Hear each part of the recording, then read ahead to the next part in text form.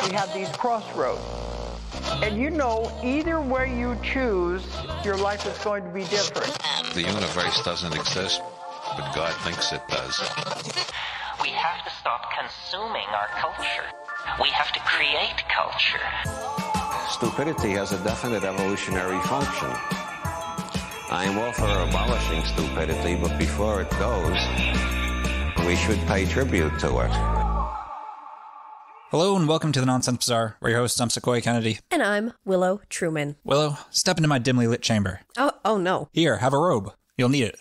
I'm usually wearing my robe. I know you're not today, which is funny. You're going to want to dress up as ostentatiously and spookily as possible. Oh, good. As if you were a progressive era that's turn of the 20th century for all you listeners who slept through American history. A progressive era capitalist pretending to be three wise men with a vast trove of ancient wisdom. Ooh, I can do that. Hidden for millennia, but now, at long last, to be revealed to you, dear listener, for but a nickel. That's a 1908 nickel, too. So, I don't know, it's like the cost of a paperback today, which is, that's what it is. That's what we're talking about. Yeah. Today we're talking about the Kybalion, one of the most well-known and influential books in this modern occult revival, and the last one, and the one before that, and the one before that. No further back, though, because it was published in 1908, and it's literally not any older than that. Okay. Yeah, the Kybalion purports to be a documentation of the secret mystery teachings of Hermeticism, the key to the magic of Hermes Trismegistus, down the unbroken chain of mages and sages all the way to the alleged authors of the book, the Three Initiates. You'd be hard-pressed to find any text on esotericism and occultism that is, more widely read and referenced. Its impact is fucking huge. Mitch, the man with the leather jacket, Horowitz, recently made a movie about it. There's lots of shots of pyramids. A movie about the Kybalion. Yeah. Okay. And the ancient wisdom contained therein. Man, this is one that's just gone over my head in terms of readings that I've done. Haven't read it. Good. So I'm looking forward to this. It's a chance to a lot of people have. To be learned, to be entertained. So every sentence I just spoke about the key to the magic, it's believed to be the key to the magic down the unbroken chain. You'd be hard pressed to find any text. Mitch made a movie about it. You can add the word unfortunately to the beginning of every sentence, every one of those sentences. What's this stuff about the three men? The Three Initiates. Are they stacked up in the robe together? Like three little dudes pretending to be one dude? Essentially, yeah. Pretended to be Hermes Trismegistus? Essentially, didn't yeah. Exist? Yeah. Yeah. It's a guy named Bill. It's three guys named Bill. No. Except one goes by Will, the other goes by Billy. Well, it's one dude named Bill who also went by Theron Q. Dumont and Yogi Ramachakra. Oh my God. Yeah, we'll get to that. Three guys in a robe. Three guys who are the same guy in a robe. Yeah. Yep. Wow. So, yeah, I almost wanted to save the rug pull for 20 minutes or so into the episode to make sure I hooked the people who needed to hear this. Yeah. Don't leave, please. You do need to hear this. I need to hear it. Now, I say unfortunately, because while there may be some value in the Kybalion, it simply is not an ancient work of Hermetic wisdom and mystery school bullshit. The unbroken chain of student to teacher that the Three Initiates writes about doesn't exist. The Three Initiates don't exist. Actually, it's... Yogi Bear exists. Yeah, but that's a different initiate. Okay. Yeah. And, this book is actually purportedly not even the actual holy book, the Kybalion, but an exegesis on an ancient holy book called the Kybalion, which is now lost forever to the sands of time. Oh. Which doesn't exist and never did. The Kybalion refers to, it has excerpts from the real Kybalion in it. Right. Oh, I love that. Yeah. Oh. See, while the Kybalion presents itself as a work of Hermeticism, in fact, presents itself as the work of Hermeticism, the truth is, if it has anything to do with Hermeticism, it was influenced by a poor, turn-of-the-century understanding of said philosophy, Hermeticism, which we will define in a bit, and mixed liberally with that particularly American form of applied metaphysical idealism, New Thought. And the worst part is everyone knows it. Even Mitch, I can't let go of my early 30s Horowitz knows this. And I've decided I'm just going to shit on Mitch whenever I can because his ass sold out to Gaia, and that's just the line for me. It's my line, too. Yeah, it's my fucking line. Mm-hmm. And then, honestly, in some ways, One might say that the Kybalion is the Gaia TV of the early 20th century. That's a cool analogy. The better one is that the publishing house that it was published under is the Gaia TV of the early 20th century. Yeah, but this is the most famous book out of there. So is it almost like a piece of unfiction? No. Okay. It's bullshit. Yeah. It's not a piece of unfiction. Right. He didn't have that concept. He wasn't going for highfalutin. He wasn't going for high art here. It is new thought, like Think and Grow Rich, the power of positive thinking, all that, so dressed up in Egyptomania, and yeah. Just like a dime a dozen. Here's another one of those wise old manuscripts for you. Right, but this literally says we are 3 initiates in this ancient mystery school that's going to give you the secrets of the ancient magic of Hermes. Yeah, well, when we think about, like, what were the other currents of spirituality at that time? I mean, you've got... It's Golden Dawn shit. Yeah, it fits right in there. Oh, yeah, Egyptomania was huge. People are primed for this. Absolutely. Absolutely. It was a very clever sales tactic. I mean, this dude, I don't want to burn all this right yet, but this guy was pretty adept at dressing up his shit in the clothes of other cultures that might sell better. In a nice robe. Yeah, in a nice robe, yeah. And while I am more sympathetic to New Thought than most and believes it, I do think it deserves a seat at the table. And that's basically, the idea of mental causation, that your thoughts... Yeah. impact your reality. Right. Yeah.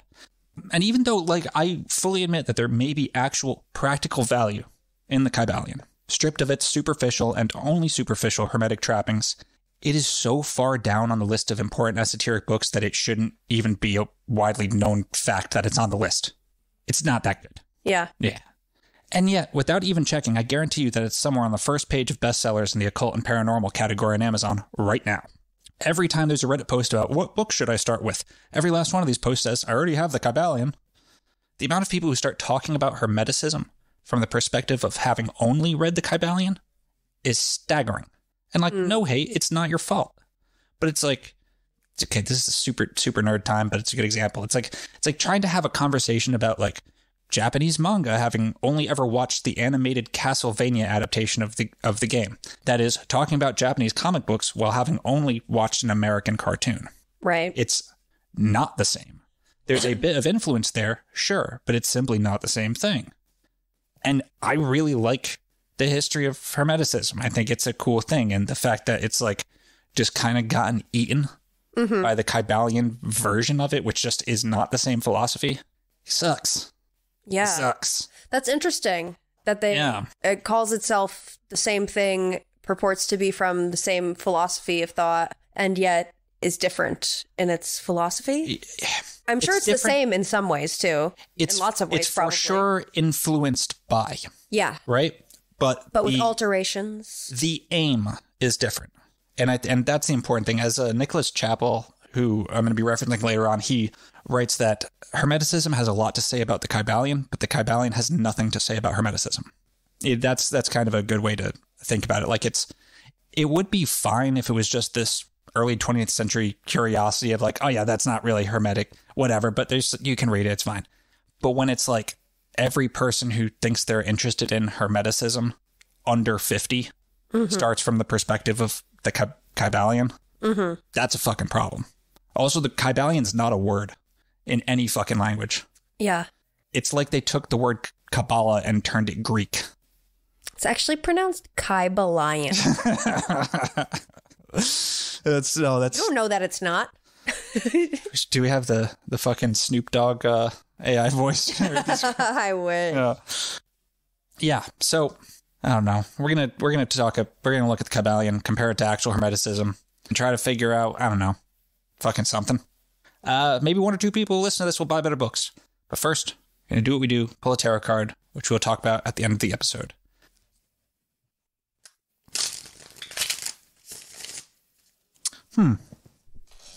Oh. Yeah? 3 of Cups. Okay. It's the 3 initiates. Yeah. That's so joyful. I'm having a great time. Oh. You know what movie I watched yesterday? What's that? 3 Women. Nice. There you go. That's not a very joyful movie. Okay, now I gotta think about how that actually refers to it, besides just the fact that it's the 3 fake initiates. There's a little pyramid on there. Oh, yeah, we'll get to that at the end. abundance. I like this card. I mean, it's a happy card. It's a great card. Yeah. It's a card of having a great old time, which William Walker Atkinson surely was. It's a card of getting together. Yeah. We'll think about that. We will talk about that at the end of the episode.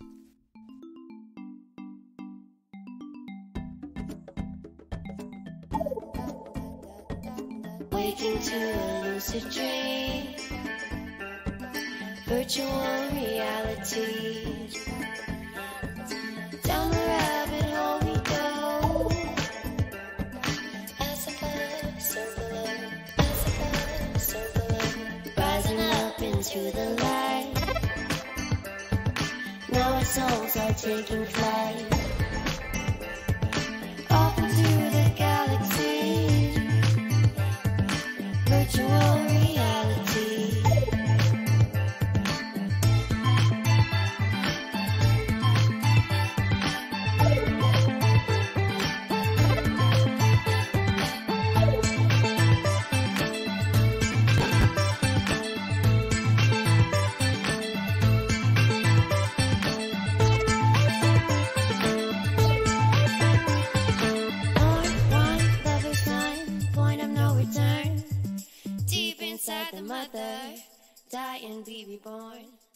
First, we got to talk about Hermeticism. Okay. It's a word you've definitely encountered if you've spent any time at all among the spookier realms, right? Yeah. It's like one of the first words that you got to look up when you start looking at spooky shit. But what exactly is it? I don't know. You don't even know. I don't know. Lots of people don't fucking know. Most scholars don't really know. I don't know.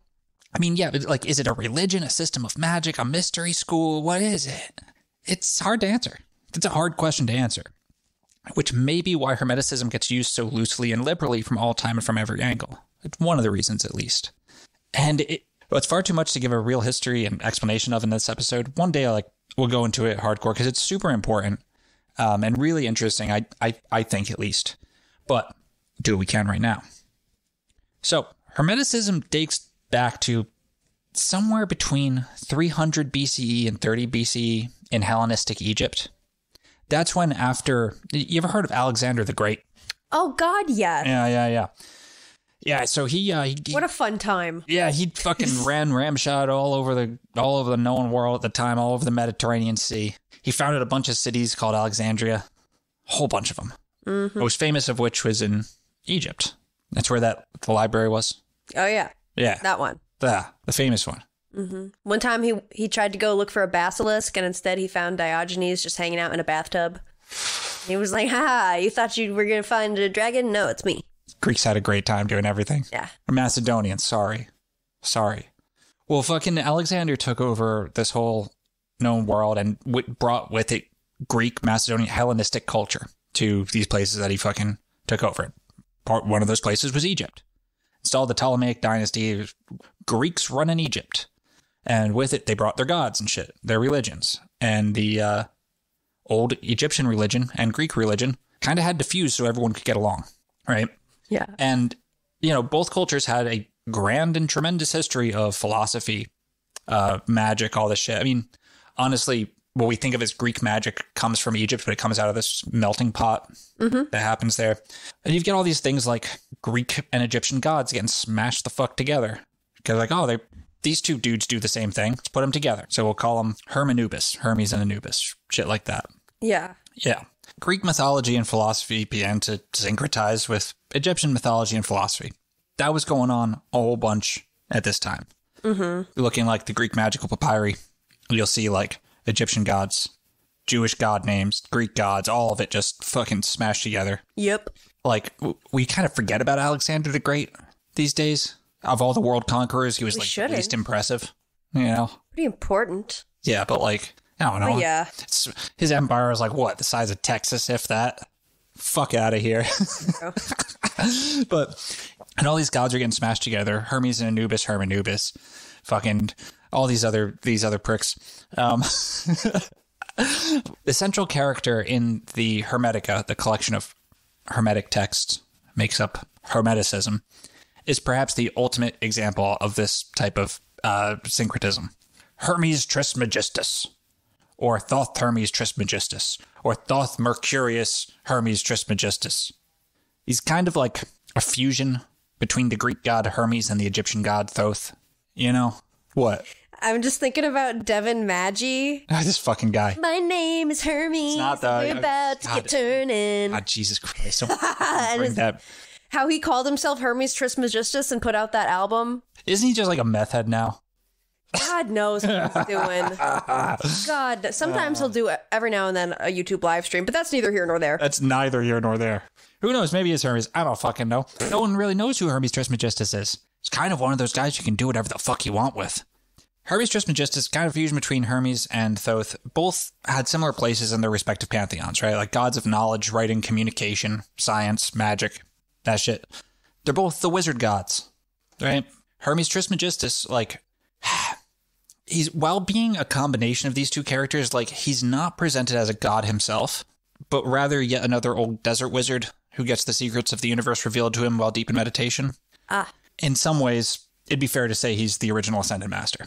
Yeah. Hermes Trismegistus. It's funny because I've been thinking about the Ascended Masters movement as you've been talking about the synthesis of two cultures. You know, and I mean, how that creates its own new mythology. Yeah, it's kind of like where the fucking masters or secret chiefs or what have you, where those fuckers would fit within like a cosmic hierarchy. Yeah. A mythological hierarchy. Mm-hmm. That's sort of where Hermes Trismegistus fits. Right. It's on that plane. I would say he's more god than like he's an aspect of the current of thought that Hermes and Thoth represent, while in these stories not necessarily being a god. Yes. Do you get it? Yeah. Okay. I totally get it. I hope our listeners do too. No one really does. It's one of the, like it's a fucking hard current of thought to talk about. In the Hermetic tradition, Hermes Trismegistus is believed to be the author of the Hermetic texts, or claimed to be the author of the Hermetic text, which contain the foundational teachings of Hermeticism. These texts include the Corpus Hermeticum, the Emerald Tablet, the Asclepius, or the Perfect Discourse, and there's a bunch of other fragments and shit, which discuss themes like divine wisdom, gnosis, theurgy, ritual magic, astrology, and in the denser texts, the ones that people don't usually get to, there's all sorts of wild shit like pulling spirits into statues and stuff like that. Hermeticism is fucking wild. Yeah. And contrary to other traditions, Hermeticism wasn't like a mainstream religion or belief system, but a more obscure esoteric tradition. Its teachings were probably disseminated through small groups of people calling themselves initiates who sought to raise their understanding and their divine knowledge through group ritual practices in small clubs, in libraries. It's very Three of Cups energy. It's basically what occult traditions have always been. Yeah. It's exactly the same. Literally fucking book clubs talking about weird shit that no one else cares about. Yeah. That's it. Trying to attain godhood. And the Hermetic tradition was like, and it was the Hermetic tradition was also like an alternative to the like state religions and the old staid fucking Greek pantheons and shit. It was that new shit. It was that cool new shit about actually meeting the one fucking god, which was probably influenced by Judaism and shit, which was also coming into the mix and all this stuff, and Egyptian monotheism and stuff. One could say it's, a magical version, meaning using ritual to raise yourself up, approach to the milieu of religions that were happening in Alexandria at that time. Yep. Yeah. It's a good way to put it. I'm proud of myself for that. Proud of you. Don't be. And so, yeah, it was never an organized religion or influential social institution. Yeah, but it had a huge influence. Right. Nobody was like going to the Church of Hermeticism. No. Like they didn't have their temple that people went to, like a gathering place. They didn't have priests of Hermeticism that would preach to the people. They didn't have specific texts that they would hand out that were like, this is the text. No, These are the rules. Not that at all. It was shit for isolated nerds from the very get-go. Love it. Yeah. So there's really three main texts in the Hermetica. There's the collections of writing known as the Corpus Hermeticum. Then there's the shorter Emerald Tablet, which that one's nice and short. Very short. These were known at the time the Kybalion was written. They're influenced by, they got a lot of Greek philosophy and myth in there. A lot of Egyptian philosophy and myth. I guess there's some fucking Gnosticism thrown up in there too. Oh, yeah. You know? Oh, yeah. Hermeticism influenced Gnosticism. Gnosticism, in turn, influenced the Corpus Hermeticum, which wasn't written until hundreds of years after Hermeticism began. Right. Yeah. It's intensely complex, but I think you get the kind of gist. It's always been kind of a mutable, weird thing that people have slapped onto things. Yeah. The third text, the Asclepius, or the Perfect Discourse, or the Perfect Sermon. I mean, I'm not a fucking scholar of anything. I'm a dumb guy. But is Asclepius a person or a thing? Asclepius? Like, what is Asclepius? You ever heard of Imhotep? Yes. That's Asclepius. It's another name for Imhotep. Word. Out of Asclepius, yeah. And he's another, like, real person that got turned into a mythical figure. Yeah. Like the supposed builder of the pyramids and shit. Yep. Laid he didn't build it by hand. And I hate that. Call the guy that drew the thing the builder. You're right. That's bullshit. Like, no. There's men out there in the hot sun sweating their balls off. I don't know their names. Nope. Who built the White House? Fuck if I know. Slaves, that's who. Bunch of working class. Yeah. Working class whose names are never credited. Yeah, it's all fucked. Yeah. Yeah. Anyway, the Perfect Discourse, the Asclepius book, it's a dialogue between Hermes and Asclepius. Oh, who's like his like student. And this was for up until the Corpus Hermeticum was like first translated and shit. This was the only book that the classical world or medieval, whatever the fuck, those old fuckers. This is the only one they knew for like, almost 1,000 years. Mm-hmm. It's kind of the least well known now because, I don't know why. It's where all the good shit is. Huh. Yeah. But the deep cut. Yeah, well, it's like the actual magic shit. Wow. The actual doing stuff shit. The techniques and... It's like when you go through the discography of like your favorite band and you find that album that you didn't even know existed and you listen to it and you're like, this is awesome. This is good. Yeah. Like, why isn't this their most famous one? It's the Asclepius is Pink Floyd's Metal. Yeah. Yeah. It's the deep cut. Yeah, it's the best album. But it's also super dense. Yeah. It's wicked. Asclepius is super fucking dense and hard to interpret. Even despite it having all the good shit, the meditation, the techniques to transcend. And I don't know what happened, but it's clear that the three initiates didn't read the Asclepius. Because the Asclepius kind of shits all over the Kybalion.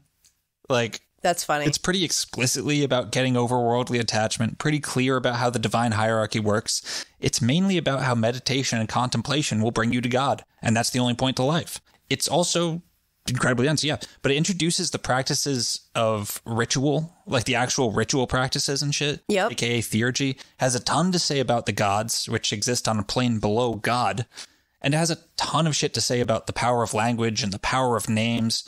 Also, like how to pull spirits down into statues and shit. That's sweet. Yeah. It's if there were secrets of Hermetic magic that the three initiates would have, it's the Asclepius, but it makes it into none of the Kybalion. Oh wow, I should be reading the Asclepius. Yeah, you should. Yeah. Also, in terms of initiation, there's that old bugaboo that comes out of the woodwork to fuck up all of like 1800s magical writing.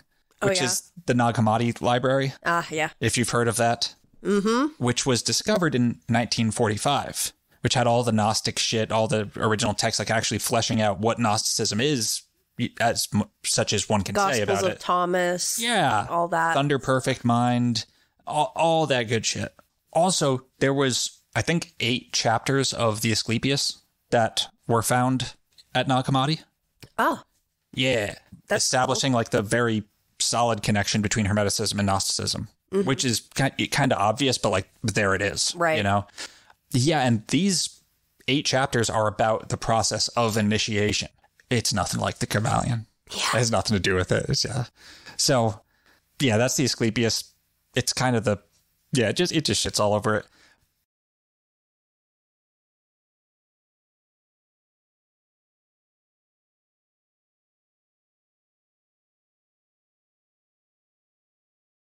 So I was taking a class, and one of the fellow students in it mentioned that when asked why she was taking the course, she said, well, I'm a student of Hermeticism. Does that mean someone who, like, is specifically into these texts? Like, I'd have to hear her talk more. Yeah, It right? might mean the Kybalion. What does it mean? Legitimately might. Because here's the thing. What does it mean to be a student of Hermeticism?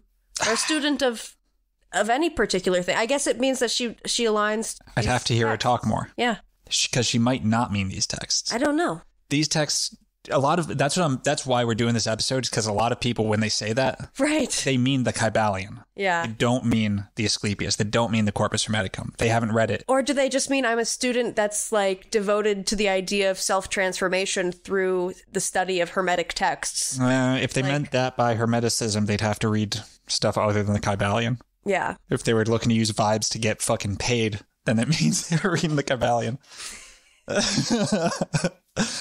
But yeah, so like the Asclepius is mainly about like, it has a lot to do with meditation and contemplate, and how meditation and contemplation will bring you to God. And that's the point of life, to truly know God through gnosis. And gnosis in this context means like the experience of the truly real.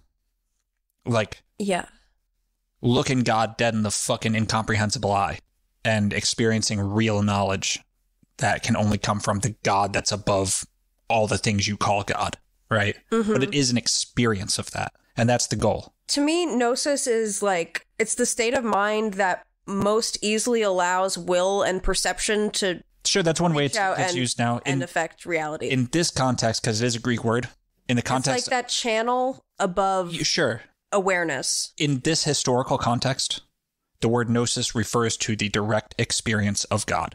Yeah. Knowing through no other, like that's just what it means when you're talking about it in the Hermetic context. Mm-hmm. Having God look you in the fucking face, right? So to achieve a state of gnosis is that. That's what you got to do. Yeah. Through ritual and theurgy and prayer and living right.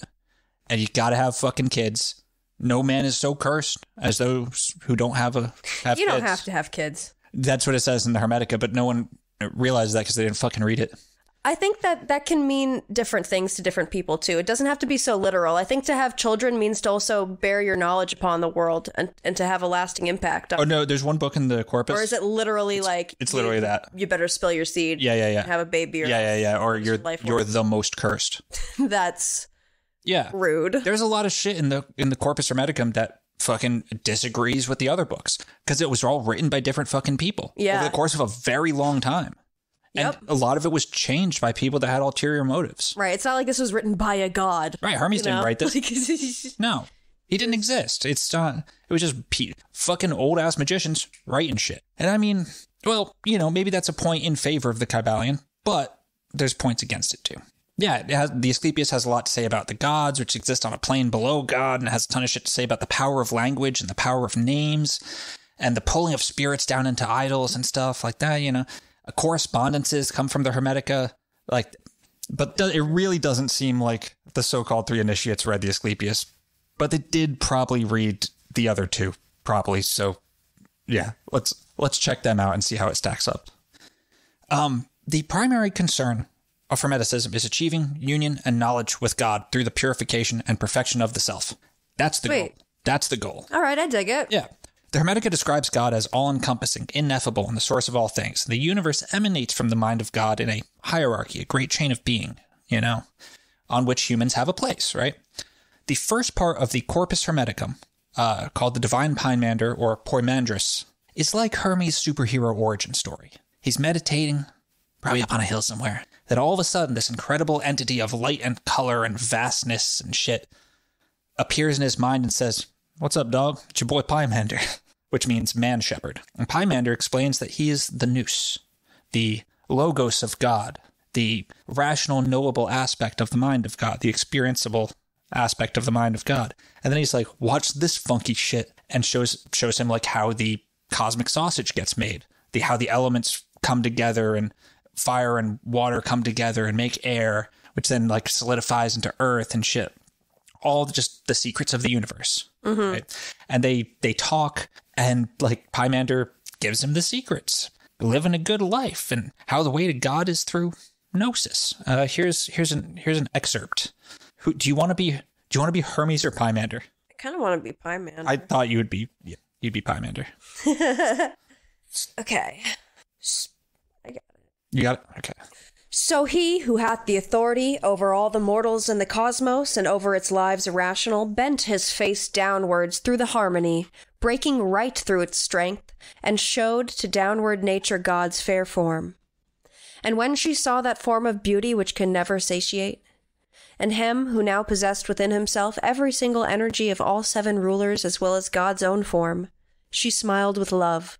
For it was as though she had seen the image of man's fairest form upon her water, his shadow on her earth.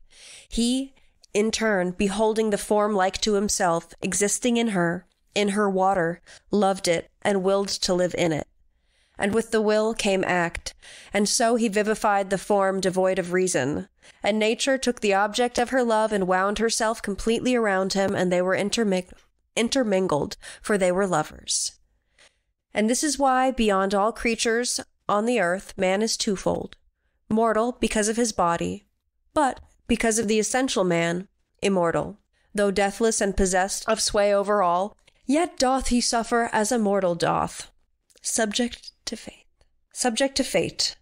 Thus, though above the harmony within the harmony, he hath become a slave, though male-female, as from a father male-female, and though he is sleepless from a sleepless sire, yet he is overcome by sleep. Teach on, O mind of me, for I myself as well am amorous of the word.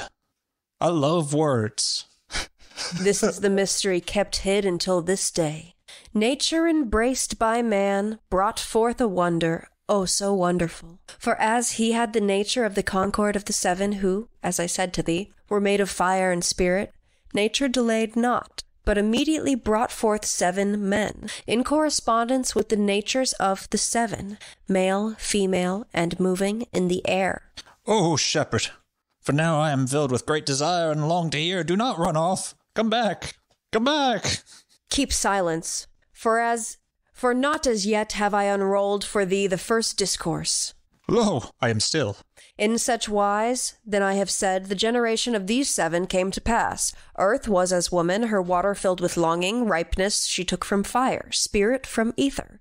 Nature thus brought forth frames to suit the form of man, and man from light and life changed into soul and mind, from life to soul, from light to mind, and thus continued all the sense world's parts until the period of their end and new beginnings.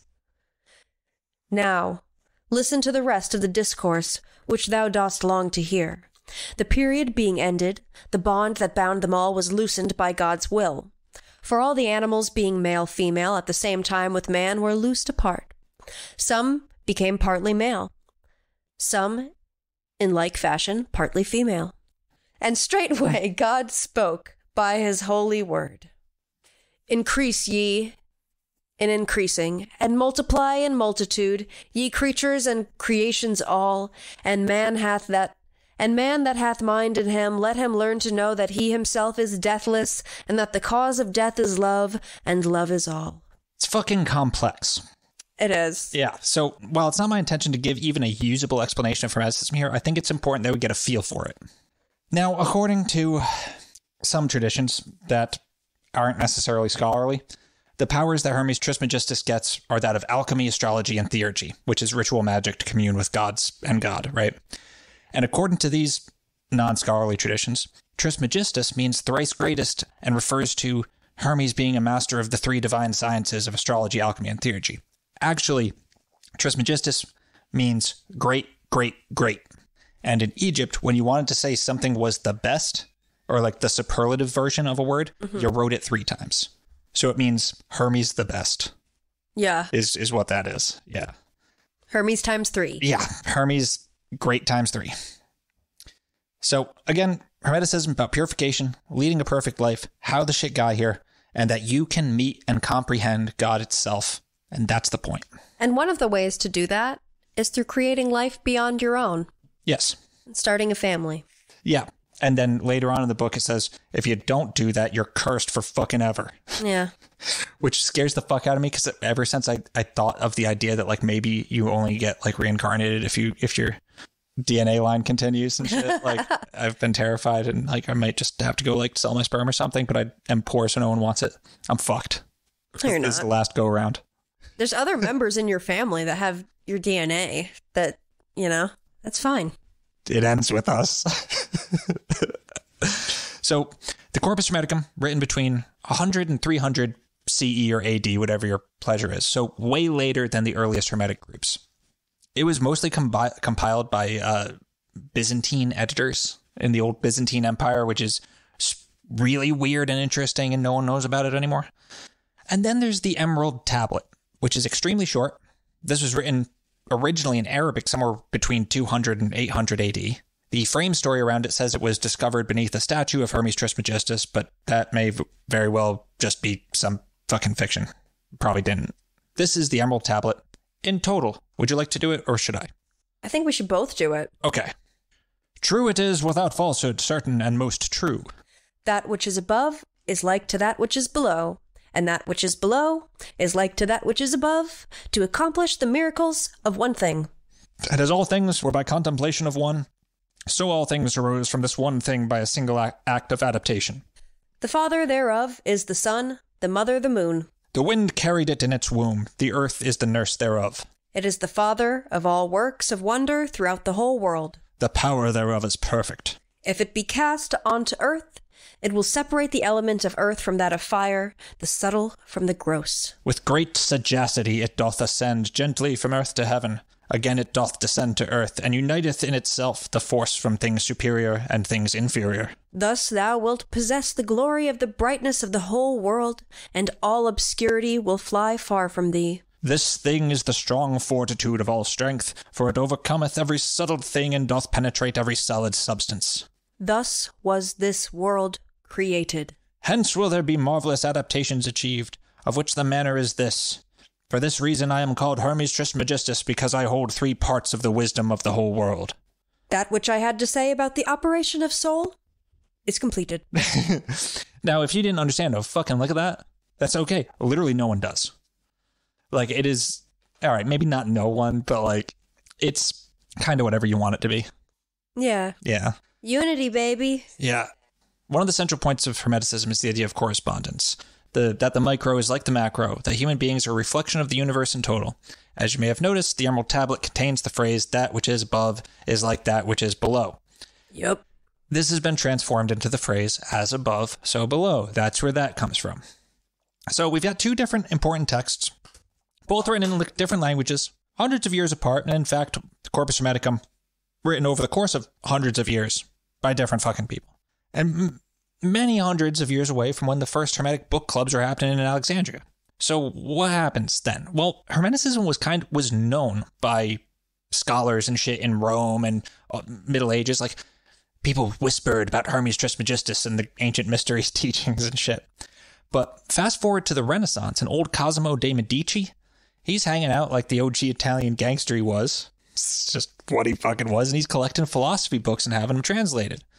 Someone comes to him with this crazy fucking ass find. It's the Corpus Hermeticum, this legendary fucking text of this old desert wizard, right? But the actual text had not been discovered or translated yet. Medici, he's having his boy Marcello Ficino translate some Plato bullshit, but he says, Marcello, stop the presses. We got wizard shit to translate. He actually has him stop translating, like, I think it's the Republic. It's one of a very famous Plato book to that's how important this find was, right? Like, Plato can wait. Yeah, literally. So Ficino puts down the Plato and begins to translate the Corpus Hermeticum. And initially, Hermeticism is this huge hit in the Renaissance, and it's super fucking influential in the evolution of philosophy, and it mixes with Neoplatonism and this Neoplatonism revival that happens in the Renaissance, and there's fucking magic and shit, and goddamn Giordano Bruno and all these fucking assholes, right? Huge hit. Real important. Because all these assholes thought that this was truly ancient wisdom, like from before Plato, from like old Egypt. That's what they thought. And when is this happening? This is fucking, God, late 1400s, early 1500s, something like that. Yeah, Renaissance. Yeah. Cosimo fucking is the Lord of Florence between 1434 and 1464. So mid 1400s. Yep. Yeah. So eventually, though, like, pretty soon. I don't know. At some point. Maybe it's not that soon. Maybe it's a couple people later. Through analysis of the text, they realized that, like, this shit is not thousands of years old. That this shit was written after Christ, right? Yeah. Which really changes things. Because if you got all this shit that seems to confirm, like, some Christian magic bullshit, and it comes from thousands of years ago, it means a lot more than if it comes from after Christianity was founded, right? Mm-hmm. So, you know, a lot of philosophers dropped it like it just went on Alex Jones in a ski mask. You know? Yeah. Yeah. And apart from a handful of wizards, people pretty much didn't touch Hermeticism until the late 1800s, when those wizards picked it up. The Hermetic Order of the Golden Dawn, Theosophy, etc., etc. Huh.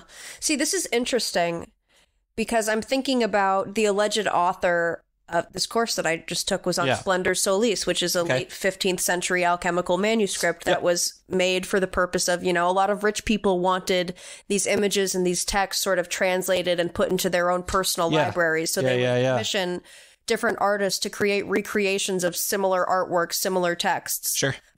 And this manuscript is credited to this guy, Solomon Trismussen, who is like, that's not his real name and nobody knows who he really is. Word. You know, but he's supposed to like be this great alchemist that taught Paracelsus apparently, and also claims that he possessed the Philosopher's Stone. Sure, he's credited to all of these things, but nobody knows, like, he's not really the one that made them. Sure, yeah. You know, it's actually just a manuscript that's a collection of things from different people under the name Solomon Trismussen. It's the same shit. There's so many texts like that. Right. There's fucking so many. It's actually pretty recently that we stopped doing that. Yep. But that just reminded me of what you're talking about. And this whole 15th century flavor of like them all being interested in these ideas. And there was like this frenzy amongst aristocrats and upper crust people to like get these texts. Yeah. And a lot of that commission these works from the Medicis and Cosimo de' Medici, which is, I mean, that's a whole fucking fascinating thing. I mean, these fucking guys were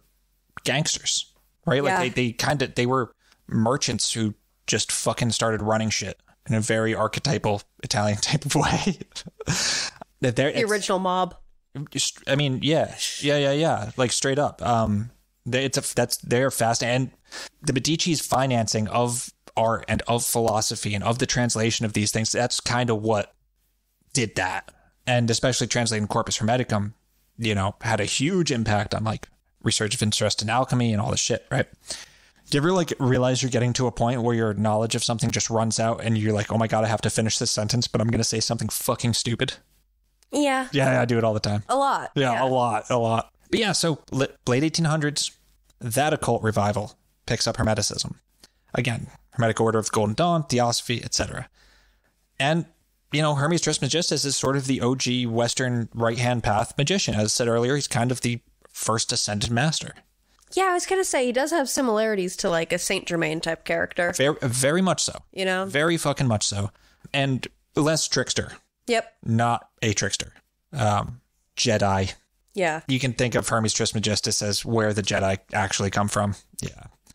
But as far as like right-hand path versus left-hand path magic, which is dumb terms, but people kind of get them. Right-hand path, raising yourself up to know God. Left-hand path, doing shit in the material world. Hermeticism is right-hand path, theurgy, high magic shit. Mm-hmm. It's not about getting paid. Yeah. In fact, Hermeticism really doesn't like, you're not supposed to be concerned with getting paid. Right. You know, this will become relevant very quickly. Okay, New Thought. What is New Thought?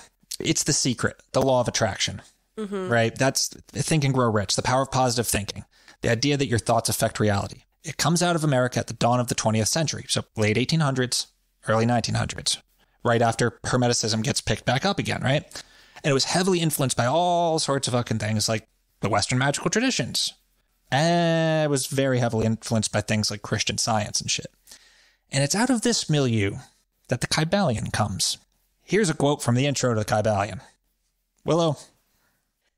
The purpose of this work is not the enunciation of any special philosophy or doctrine, but rather is to give to the students a statement of the truth that will serve to reconcile the many bits of occult knowledge that they may have acquired, but which are apparently opposed to each other and which often serve to discourage and disgust the beginner in the study. Our intent is not to erect a new temple of knowledge, but rather to place in the hands of the student a master key, with which he may open the many inner doors in the temple of mystery through the main portals he has already entered.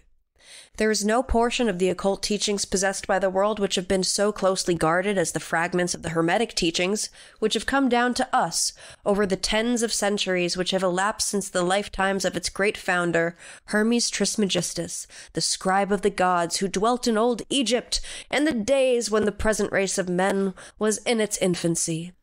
Contemporary with Abraham, and, if the legends be true, an instructor of that venerable sage, Hermes was and is the great central sun of occultism, whose rays have served to illumine the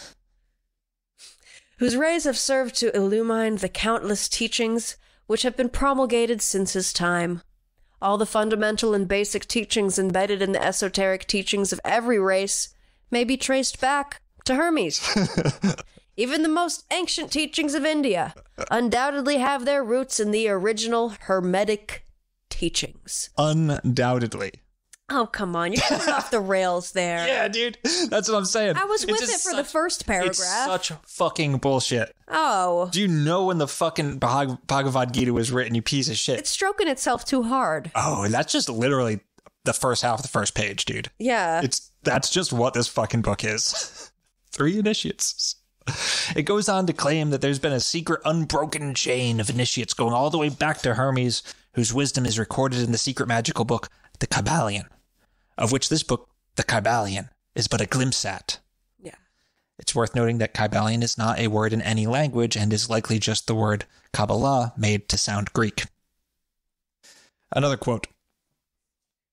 They reserve their pearls of wisdom for the few elect, who recognize their value and who wear them in their crowns, instead of casting them before the materialistic, vulgar swine who would trample them in the mud and mix them with their disgusting mental food. But still, these men have never forgotten or overlooked the original teachings of Hermes. Regarding the passing on of the words of truth to those ready to receive it, which teaching is stated in the Kybalion as follows. Where fall the footsteps of the master, the ears of those ready for his teaching open wide.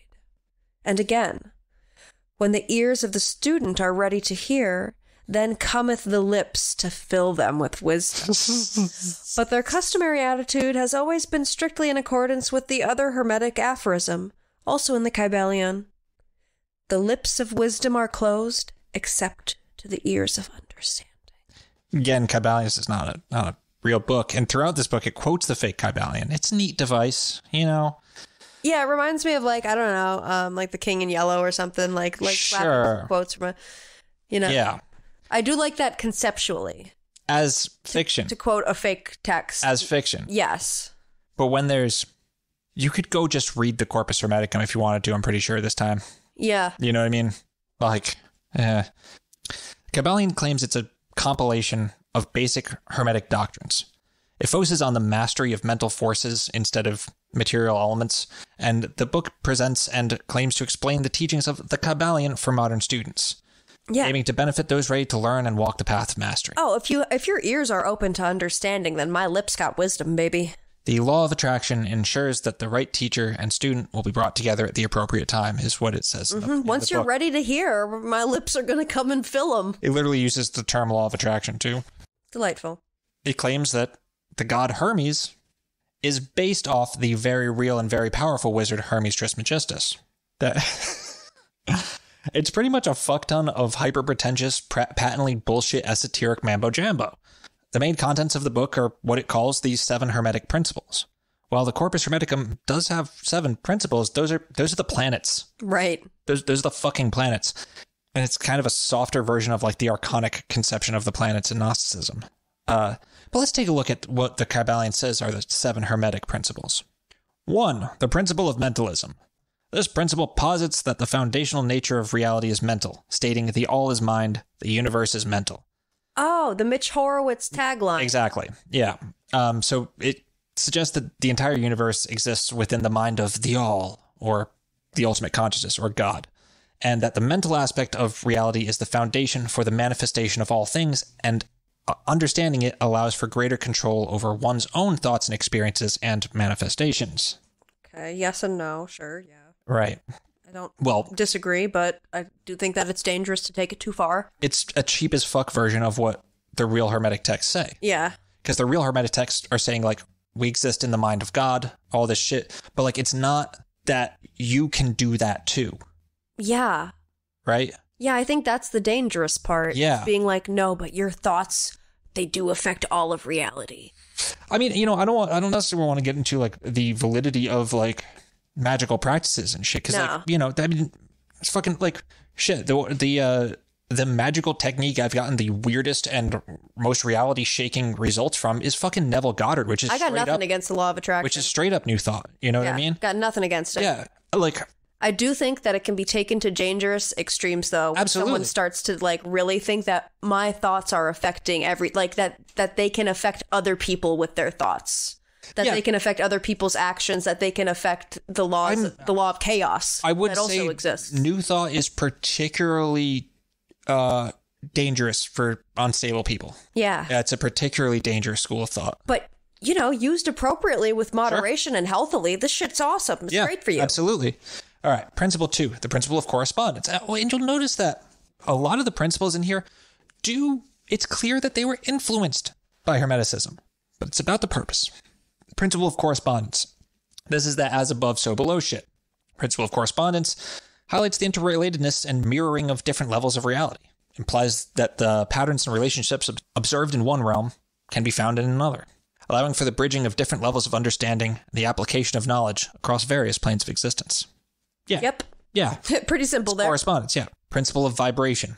Vibes, bruh. Yes. Everything be vibrating. Good vibes, good vibes. And by understanding the vibrational, rhythmic nature of reality and learning to modulate one's own vibrations, an individual can align with specific frequencies and create desired outcomes or experiences. And it emphasizes the interconnectedness of all things through their shared vibratory nature. Again, it's fine. Okay, yeah, sure. Yeah, vibes, yeah. Vibes, bro. Principle of polarity posits that everything in the universe has its opposite, and that these opposites are merely different expressions of the same underlying reality. And this is like a lot of like, oh, if you're too joyous, like you're going to have to pay for it in sadness type shit, so you should like moderate your emotions and stuff. Is that what this is? That's what it gets into in the Kybalion, yeah. Oh, I don't like that interpretation of it. Me neither. No. But that is what it gets into in the Kybalion. Yeah. Principle of rhythm. Everything in the universe follows cyclic patterns and natural rhythms. Yeah. You can understand, work with these rhythms to harness their ebb and flow to achieve desired outcomes, maintain balance in your life. It acknowledges the importance of change and the cyclical nature of growth, decay, and rebirth. Sure. Yeah, everything follows a cycle. Everything's got its rhythm. The principle of cause and effect. Every cause has its effect. Every effect has its cause. I feel like these are all the same thing, kind of. Yes, they are. Yeah, more or less. They're only 7 because there's 7 planets and there's 7 big numbers. 7. Yeah, got it. 7. Yeah, recognizing that every action has consequences and that conscious choices can shape one's reality.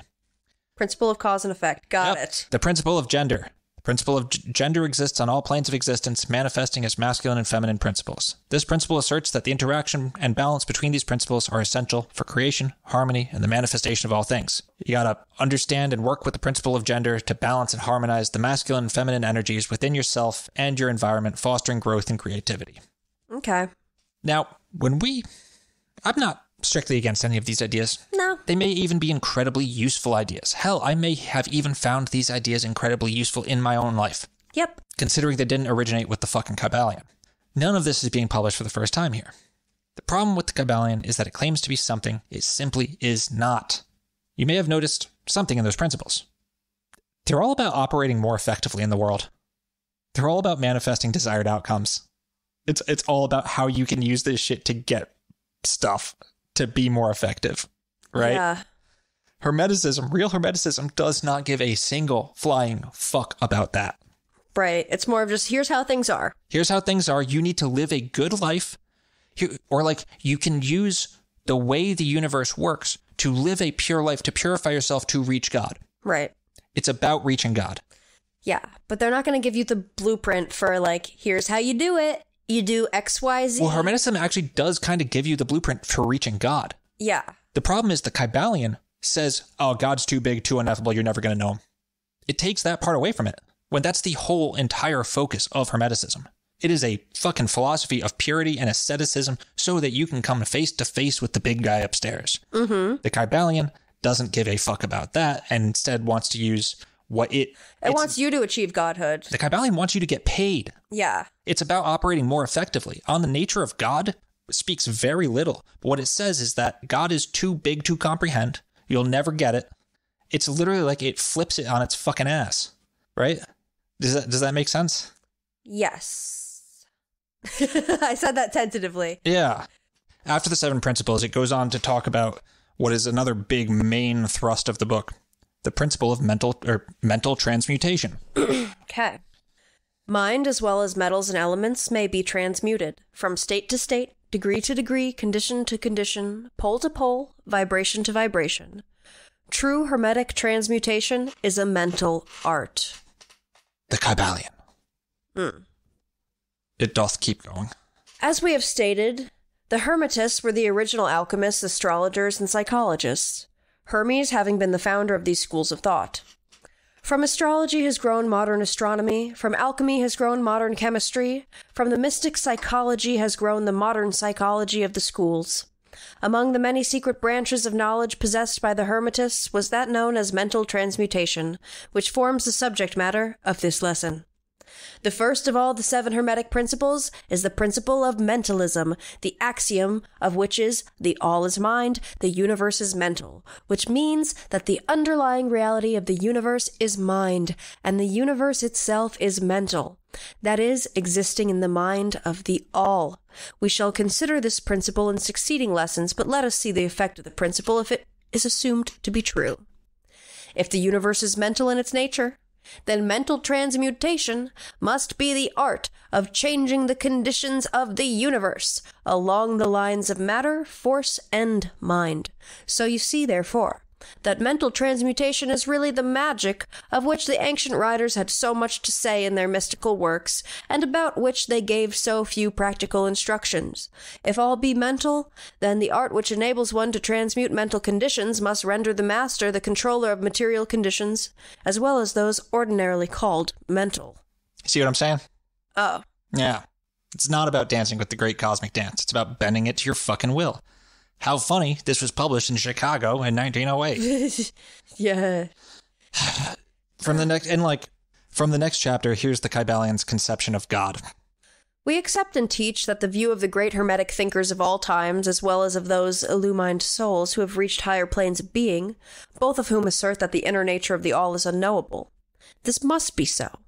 For not by the all itself can comprehend its own nature and being. The Hermetists believe and teach that the all, in itself, is and must ever be unknowable. They regard all the theories, guesses, and speculations of the theologians and metaphysicians regarding the inner nature of the all as but the childish efforts of mortal minds to grasp the secret of the infinite. Such efforts have always failed, and will always fail, from the very nature of the task. Now, I will say that the Hermetic conception of this divine gnosis is one in which you can't express to someone else, they have to see for themselves. But again, the entire point of Hermeticism is to know God. But you also have to realize that you can never. No.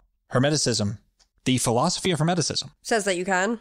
It's the entire point. Yeah, it's the attempt to, but not necessarily the... It's the doing.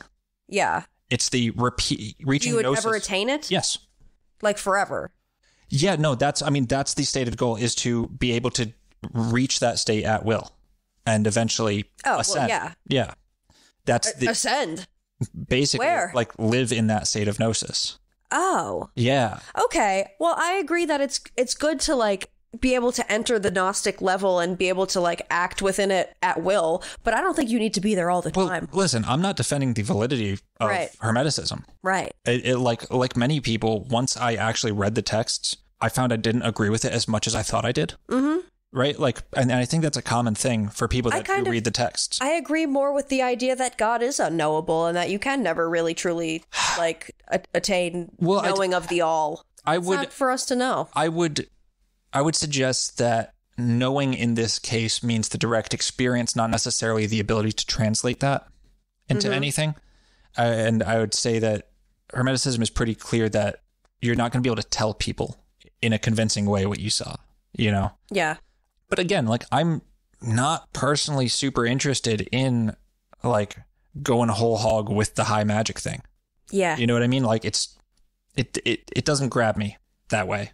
I think, not to sound, I don't know, not to get on like a high magical horse, but I think you and I have both already had contact with the divine in like a profound and mind-blowing way that already gave us like confirmation, like, oh yeah, there's more out there than we know of. Like, we've already gotten that. Yeah, I mean, I think I personally, I feel as though I've, from being too shy and anxious, like, wasted a lot of valuable time spent fucking around on this earth. And that's kind of what I'm more interested in. Right, so I don't need to seek like, oh, I need confirmation that there's more out there, that the mysteries of the universe, like, I don't need that. I'm already very aware that the universe works in like mysterious ways. Now, how can I have a good life? On this plane? Again, like, it's not like, I think debating the merits of Hermeticism as I'm just talking about my perception of it and my opinions. Yeah, and I mean, I assume that that's what the dude who wrote the Kybalion felt too. Yeah. You know what I mean? And like, my problem with the Kybalion is not that it's not the content of the techniques or even the aims. Right. Philosophies can be different. It's fine. But Hermeticism is about the techniques so that you can repeatedly look God in his fucking face. Mm-hmm. This thing says you can't ever do that. Yeah. And that you should focus on using vibes to get paid. And so many fucking people think that the Kybalion is what it claims to be. And thinks that is Hermetic philosophy. I think it all comes down to the intent and the motive of why the book was released in the first place. We know why. Yeah, because that really alters, like, you know, the content therein. Well, we're about to get into William Walker Atkinson. Yeah. So, yeah. I think at this point, it should be clear. It's just, at a certain point, the Kybalion wouldn't be written in the same way it was if Hermeticism didn't exist. However, they diverge on a couple very well-defined philosophical points. It goes on for a bunch more chapters. It's nothing you haven't heard before. There's a lot of all-cap sentences that winds up being essentially the power of positive thinking. A bunch of Hermetic scholars have taken this thing down. This is from a great essay by Nicholas E. Chappell called The Kybalion's New Clothes. This is a huge quote. I'm probably not going to keep all of it in. Okay. Indeed, the differences in cosmology are almost trivial compared to the fundamental difference in the focus of the Kybalion as contrasted with that of Hermeticism across its 2 millennia. Hermeticism is and has always been centrally and unwaveringly focused on the experiential knowledge of divinity. This is apparent from the very first lines, in which the narrator states his greatest desire. I wish to learn about the things that are, to understand their nature, and to know God. It's a great goal and desire. The focus on salvific knowledge is so central to Hermeticism that in Book 7 we are told that the greatest evil in mankind is ignorance concerning God. Even the common... Okay. No. I'm just... I like that quote. Greatest evil in mankind is ignorance concerning God. Yeah. Because then if you compare that to the Kybalion that says God is unknowable, isn't that willingly making yourself ignorant to God? If you just, like, if you willingly flat out accept, like, oh no, that thing is unknowable, I'm just not going to pursue trying to know it, then that's bad. Yeah. But if you approach it knowing, well, I'm not going to learn everything, but I'm going to try. Yeah. You know? Yeah. That's good. Yeah. Knowing I'm not going to learn everything. Yeah. I can't. I only have one lifetime. It's not enough time. Sure. But I'm going to try to know God. Sure. Because the greatest evil in mankind is ignorance concerning God, whatever your conception of God is. But I like that. And that to me does highlight what you were saying about, like, the difference between the conceptions in God. Going on. Even the common cosmological emphasis of the Hermetica revolves around this preoccupation. The overarching concern of the authors of the Hermetica was the ultimate cause of the universe, God, and therefore the aim of all their discussions on cosmology and creation was to bring the reader or listener through admiration of the cosmos to the adoration of and mystical union with the supreme God, the ultimate cause of the universe. The point of all the discussion of the nature of the universe, the gods, the heaven and earth, was to elevate the audience to divine gnosis.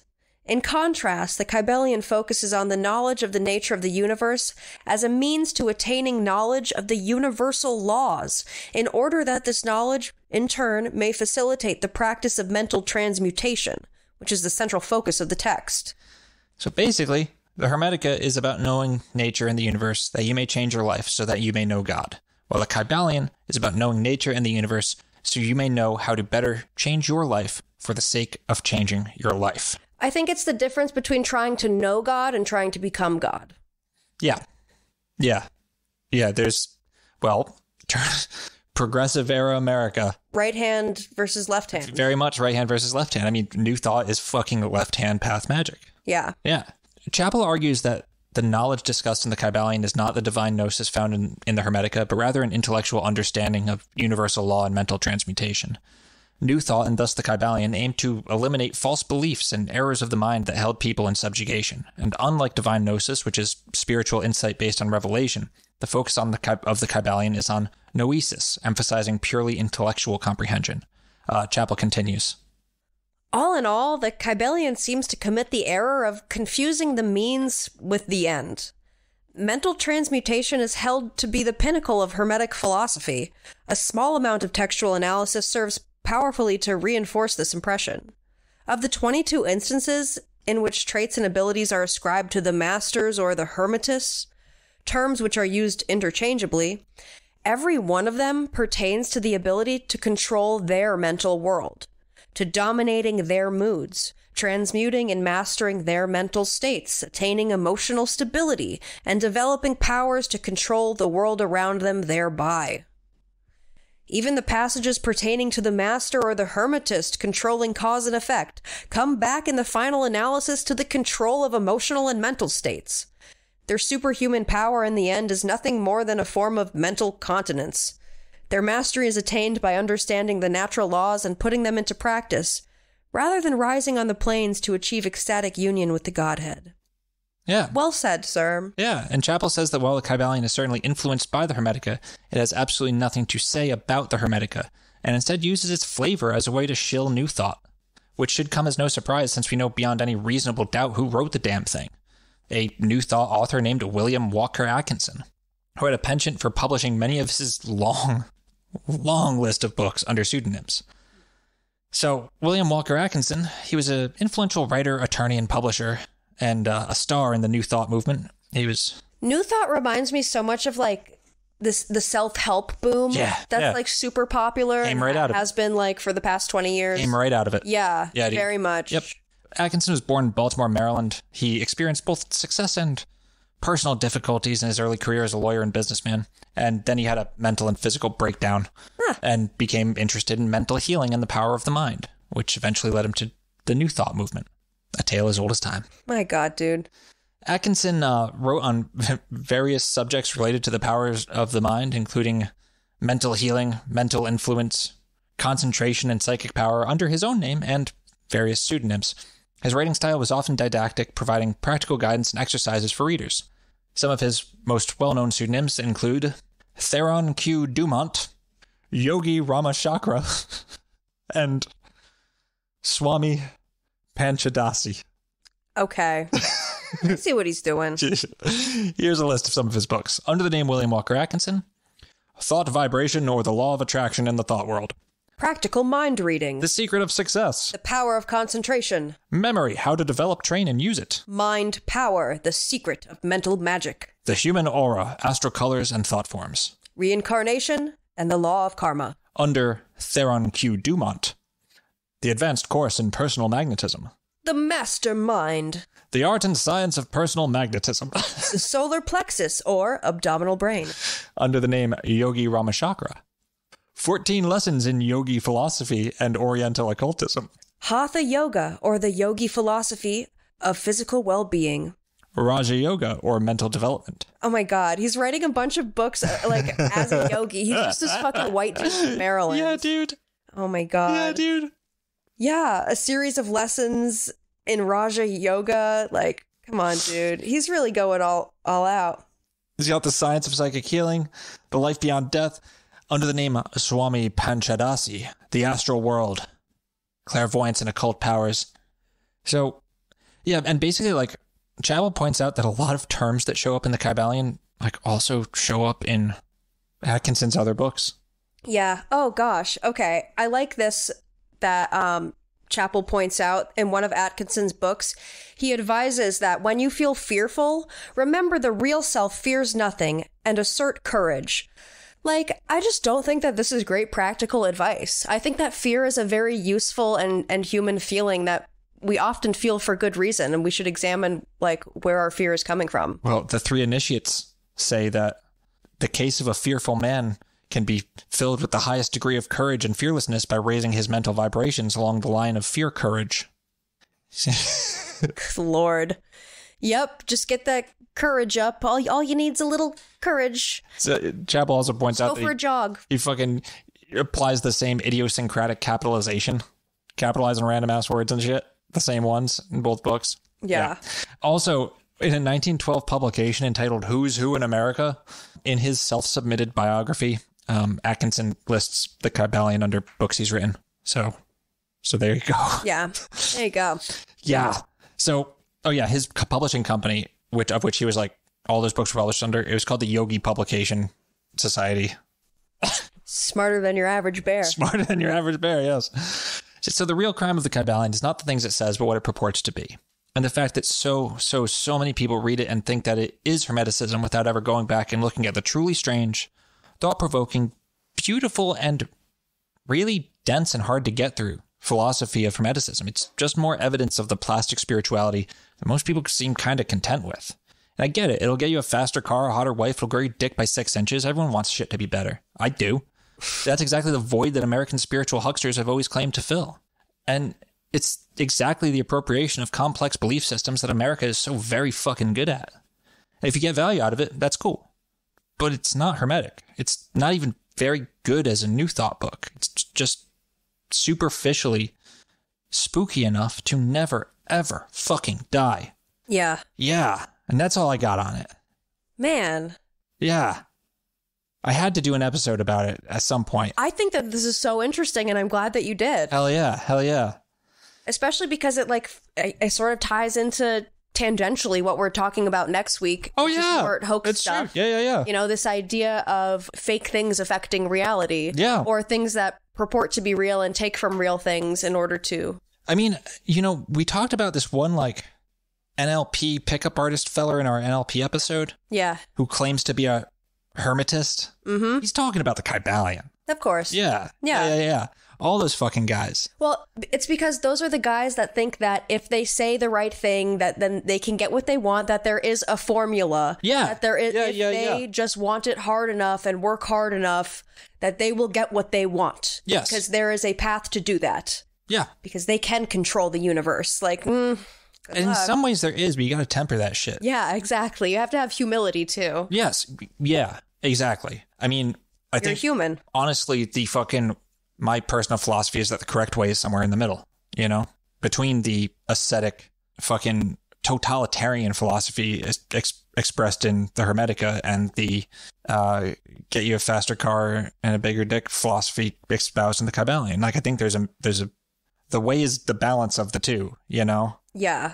Yeah. What do we think about the Three of Cups? I think that's what, if you're interested in these topics and esoteric stuff and self-mastery and knowing God and achieving gnosis, one great way of doing that, other than reading old fake books alone in your bedroom on sacredtext.org, is to get together with friends and talk about that shit. Yeah, but careful with the group shit, because that's where cults happen. Yep. Yeah. Yeah, I mean, all right. You ever been to a party where things are going well, you know, everyone's shucking and jiving, having a good time, and then, like, someone or, like, a group of people show up and just fuck up the vibe and don't leave? Uh-huh. That's the Kybalion.